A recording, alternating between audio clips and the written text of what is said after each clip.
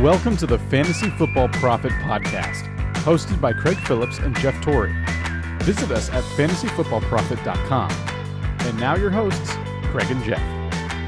Welcome, everyone, to the Fantasy Football Prophet Podcast. I'm Craig Phillips, joined as always by Jeff Torrey, and today we're doing our rankings episode. We're going to be answering some of your questions on start and sit and help build our rankings as we go here.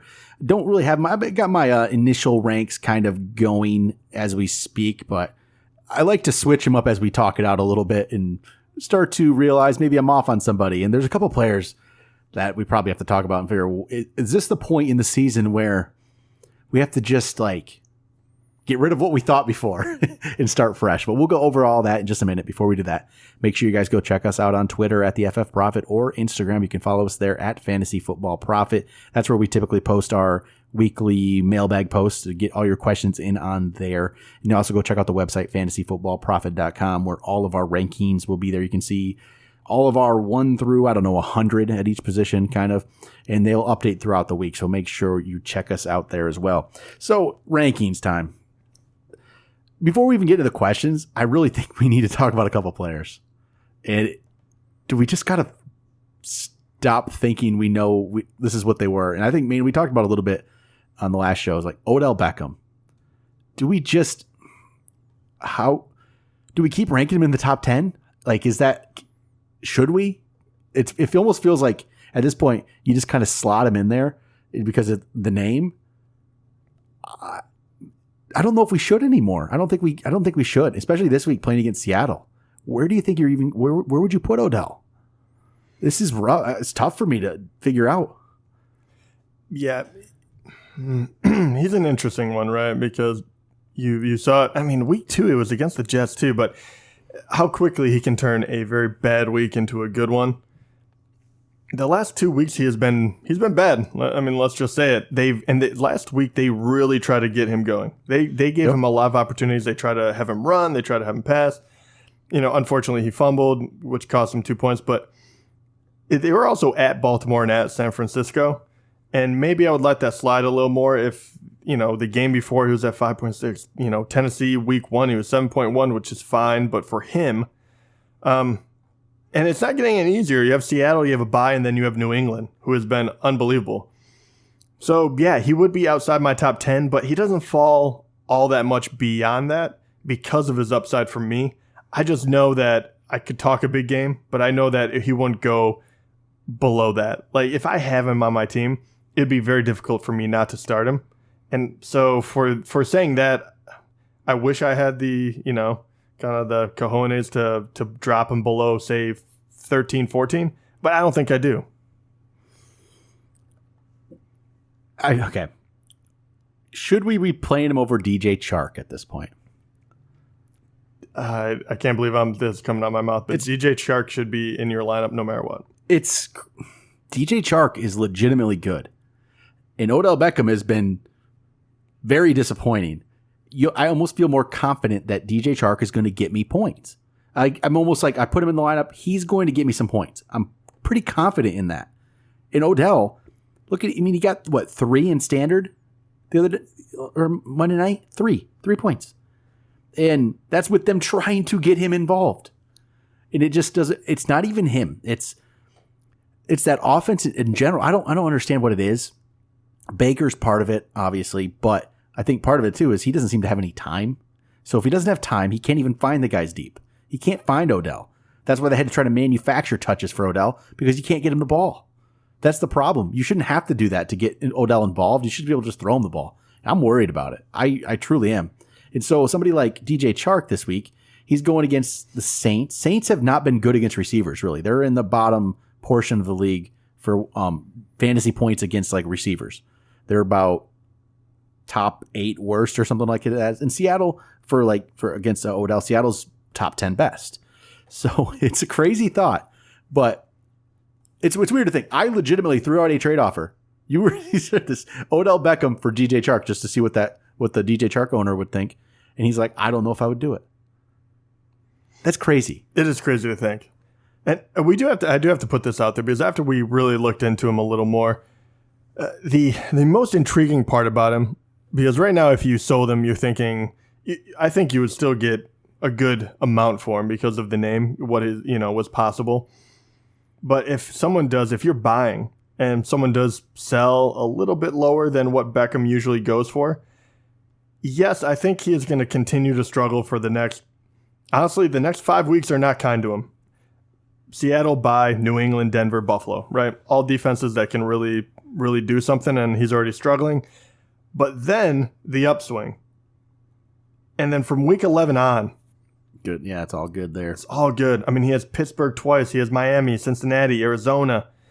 If you play in week 16, he has Baltimore, which is a bummer. But is this a guy that you're looking to get at a low point because you can start gearing up for the playoffs? Or do you think that even a good matchup right now, you're still not feeling confident that he's going to produce? I don't feel confident he's going to produce, but I would actually try to get him if you get him for nothing. The problem is like with the DJ Chark thing. I actually really like DJ Chark, and I think he's something. If you could go get Odell, if the Odell owner is just doesn't want him, I would try to get him. Yeah. Okay. I do have to say this though. When you say get him for nothing, because you're not. It depends on what they're trying to get. I mean, it really. I guess you have to feel that out. Because it's not going to be nothing. Not nothing, but man, what would that even? I'm trying to think what that would entail. I'm trying not to go too low. I just don't know if you find the panicky Odell Beckham owner. What are they going to be looking for? I mean, it's quite possible if he was a high pick, you maybe could do 2 mid-range players for him or something. That's where you could probably try to get it, something like that. I mean, would you go after the people that are maybe you have guys like Matt Breida who really looked great. All of a sudden, trade him and get you never know. Every league's different. Is there anyone that has been overachieving that you would be willing to get rid of? Like, I mean, honestly, like Sammy Watkins, he's still ranked like 13th, but I think that, that's kind of garbage ranking because he had one big week 1. I mean, would you obviously like him and someone else you would throw out there for Beckham? Oh, for sure. But I mean, if you could even if somebody wanted like a Tyler Boyd who had been good for a couple weeks, or I don't even know who else that would be, but there's not a lot because it's well, wide receivers have been all over the place. That's the crazy part. So maybe you can play the positional rank game right now. Mm-hmm. And try to get that, and it's tough though. You just got to feel it out with the different owners. But yeah, Beckham. I'm looking at my ranks now for this week. Oh, I'm too much of a coward to do the Chark over Beckham thing. So I have Beckham at 12. I put Chark at 13. So yeah, I mean you should. Honestly. I like DJ Chark that much. Yeah. So I say another player before we even get into questions. Just that I really like and think could have a good week. Michael Gallup. So. Looking at Michael Gallup's numbers again, if in the 3 games he's played, he's been great. He might have better than DJ Chark numbers if he wouldn't have been hurt. If he had put those, I mean, last week's interesting because they did a lot of it in trying to catch up. They're in catch up mode and they got a lot of stuff. But if you look at look at Michael Gallup's numbers, it's pretty solid in the 3 games he's played. It's good. If you put 2 more games in there that he was out for, he'd be way up there. And so Michael Gallup right now he's going to be a top 30 for me this week. Probably. And they're going to the Jets. He might be like even higher than that. I might move him. He should definitely be. He might be probably like top 25 for me. Probably most likely looking at here. He's been good. He's truly been good too. I'm thinking this is the point where we got to start realizing this stuff and just recognizing it, and he's good. And some of these other guys we just got to kind of lower. Michael Gallup is one guy that I would go after if you don't have him. The problem is owners are going to they realize, right, what he's been up to. But because he was hurt for 2 games, his numbers and everything like that look a little bit lower than what they actually are. And he has been phenomenal when he has played. And I don't think that, injured for 2 weeks, I don't think that's anything that should linger. You have 2 games here. The Jets, that's a rough one, but then Philly, because Jets are going to be obviously a good matchup, but Philly's not a great one, and then you have a bye. So maybe I would say this would be the time to go after someone like Gallup, who I think could easily slot in and be an every week starter, because I do think that this will continue. I mean, you look at the receptions that he's had in the 3 games once again, and the only negative, the only downside I will say is he hasn't done it against good teams yet. New York Giants, Washington, and Green Bay, obviously they're better, but they were doing the whole catch-up thing. So that would be my only worry about him. But I truly think that Gallup has taken that huge step in his second year, and I think he's the real deal. How far up should you put Will Fuller? He's one that you. That's a very good question. I think that you just ride him out, right? So don't overreact. Yeah. See, I have him in one of my leagues, and I kept playing him because I know that you're going to get that 1 week that'll win it for you, but you're going to have to take the 3-point weeks, the 4 before that. I'm okay with that, and I know that, so I'm going to keep playing him. But if I'm going to rank him, he would probably be in the mid-20s. Then I would say running back. I think you just put Christian McCaffrey number 1, and you don't even think about it anymore. I don't even care the matchup at this point. He had, one bad week? Other than that, it's been just lights out. And you put him number 1. You put him number 1. He's playing against Tampa. I like that matchup. Even though Zeke's going against the Jets, I'm going to play Christian McCaffrey as my number 1 every week. He's that good. It just don't even hesitate. I say running back. I'm trying to think if there's any players that we just really need to adjust our thinking on. Well, and who is there? Well, first of all, everyone's going to wonder how are you ranking Eckler and Gordon? That is it's a grenade. So Eckler's right? getting all those catches yet in this first week back. I'm going to put Gordon ahead. It's 18 and 20. Gordon's 18 right now, and Eckler's 20. He's not going away. He's going to catch the ball, and Gordon's not doing himself any favors trying to get a contract. I don't think that sitting out thing worked out for him well. He needs to get back into it, and hopefully, for his sake, he can. I think he has it in him, but so he's 18. He's slightly ahead of Eckler. I think it's just the rust. Get that off of him. He'll be good. I'm going to keep him ahead of Eckler. I'm going to keep ranking him that way. He has to be. And then what about like the San Francisco running backs? Another one. Even more confusing on that one. This is hard for me because they both look good. Honestly, I was very impressed with Tevin Coleman. I really was. But obviously, Matt Breida that dude is fast. He there's not many people faster than him in the NFL right now, running back. There isn't. And Tevin Coleman's not that, but Tevin Coleman's a good big athlete who can get things done too. And San Francisco's just rolling. I think they're both flex options. They would be better than that if they had a clear role, but I don't think I'll ever be able to rank them too far apart either. I will go Breida slightly ahead of Coleman though this week. Don't know exactly where I'm trying to slot it in yet. Probably it'll be in the early to mid 20s even, I think, for them right now. But they're an interesting little duo there. I think they're both going to probably split carries. And then one other one I'll admit is I think Phillip Lindsay is kind of definitely better than Royce Freeman. Oh, yeah. Oh, it feels so good. The carries are still similar. They are. I think Phillip Lindsay he's got that. He looks better. Special. He looks just better. Okay. So let's get some couple questions here that people have had for us on who they should start. So the first one actually came in is Christian Kirk or Mohamed Sanu. So Kirk didn't play last week, so we got that. And this isn't like the most exciting pick for me, but if Kirk, okay, I think if Kirk's healthy, do you play Kirk if you know Kirk's healthy? I do, yeah. Me too. And this is probably this weird thing we've always had against Mohamed Sanu. Even though he does decent, I'm just not, I don't know, it's Mohamed Sanu, right? I mean.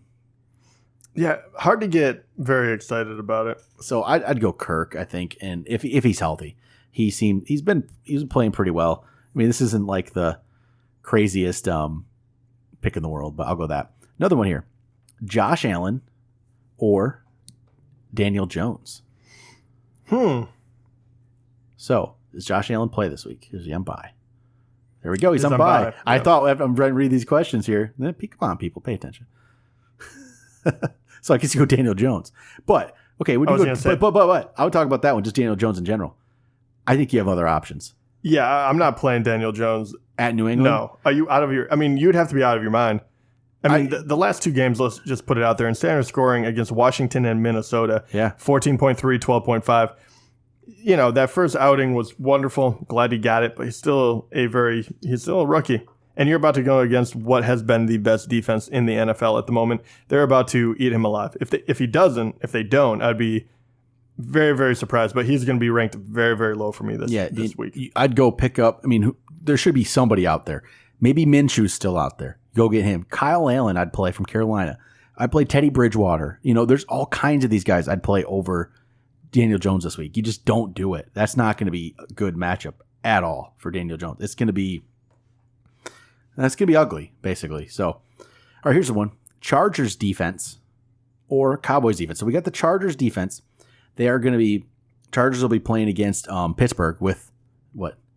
Devlin Hodges. Yeah. That's or Cowboys playing against the Jets, but that's not the Jets of Luke Falk. It's Sam Darnold's back.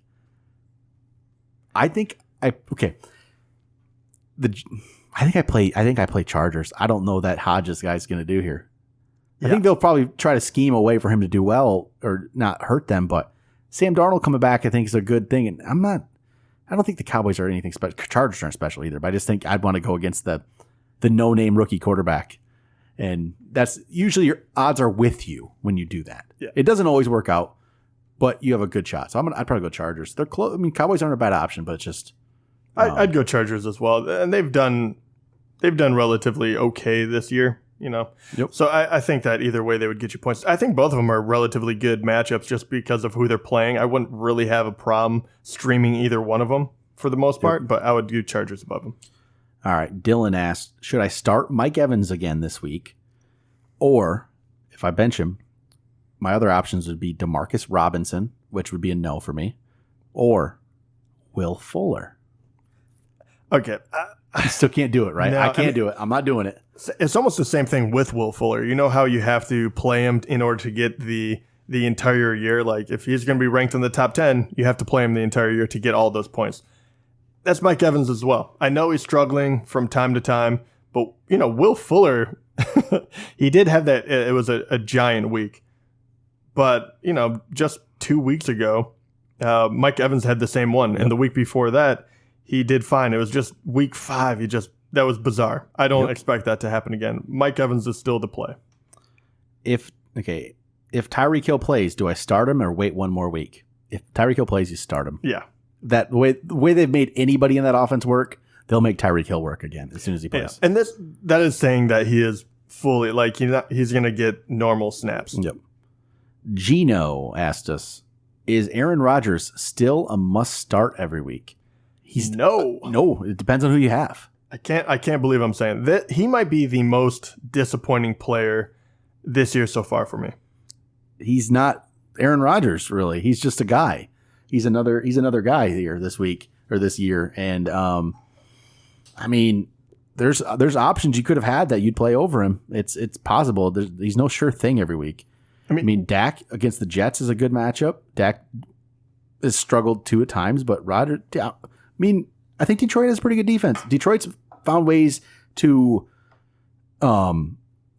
take out quarterbacks. They find ways to do that. Patricia's pretty good at that. And I'm not thinking it's a great matchup. So there's definitely times you'd bench Aaron Rodgers. Crazy. Yeah, I can't believe it. I never thought that I would say after 5 weeks and he didn't get hurt, he would be ranked the 19th best quarterback in fantasy and standard. Mm-hmm. And on top of that, I think one of the big reasons why he is because the emergence of Aaron Jones. They're doing really well because they're running the ball and they're running the ball well in the red zone. Aaron Rodgers should have had a wonderful game last week, right? They blew out Dallas in the first half, but it all went to Aaron Jones. Mm-hmm. He scored 4 rushing touchdowns. That is something that hasn't happened in Green Bay in a very long time. Here we go. Clark. Do you start Mecole Hardman or Stephon Diggs? Ooh. I'm going with Diggs. I know he's been struggling, but I'm still going with Diggs. This week I am. Usually I wouldn't, but, Tyreek and all that happening. I go Diggs even though it's closer than it should be. Steve asked, do you start Austin Eckler or Kerryon Johnson this week? I'll go Kerryon. Are you going Kerryon, really? I'm going Kerryon, yeah. I'll go Kerryon. Ooh, obviously that's closer for me than it is for you. Yeah, I'm good with Kerryon there. I actually have to look this one up because Kerryon hasn't.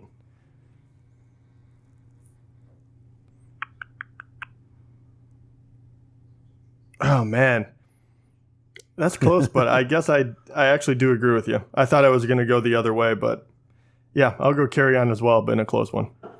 All right. I think that's it, actually, for questions this week. So people know who to start now. I guess they have a pretty good idea. But I guess I was just saying the main point is I think this is where we have to try to really try to just forget what we thought in the preseason. It doesn't always fit anymore. And, I mean, I didn't know who Gardner Minshew was in the preseason. So we've learned a lot of stuff. And I don't know. I'm just saying, big DJ Chark and Michael Gallup, I think they're for real. And Odell Beckham might not be. Know who else? Actually, I would like to get your point of view on this because it's someone that I very much like, but I do worry about the offense he's on. Courtland Sutton. Right now, he is ranked as the 10th best wide receiver. He has been very consistent, and last 2 weeks he has been in double digits. What are you thinking about that? I think it's going to be a little up and down yet because I don't trust Flacco, but it's promising. He's I like him more than I like Emmanuel Sanders. I'll say that. And people like Sanders too, but I like Courtland Sutton. Courtland Sutton's going to be ranked ahead of Sanders for the rest of the year for me. I think he'll have more good games than bad. And he can get a couple big plays and keep you in it. He's worth a wide receiver 3 start or a flex start, I think. And that's I'd feel comfortable with him there. He won't get you big week every time, but he'll be pretty solid for you. So yeah, I like Sutton too. These young receivers, I mean, I think that's a lot of it. You got to start realizing they're for real. And some of our other guys who we liked in the past, maybe aren't. Maybe they just, I don't know. I hate Odell and Mike Evans. Why do I have to have them both? No one will trade me for them anymore. It's ugly. All right. I think that'll do it. We'll be back tomorrow with your mailbag questions. Talk to you guys then.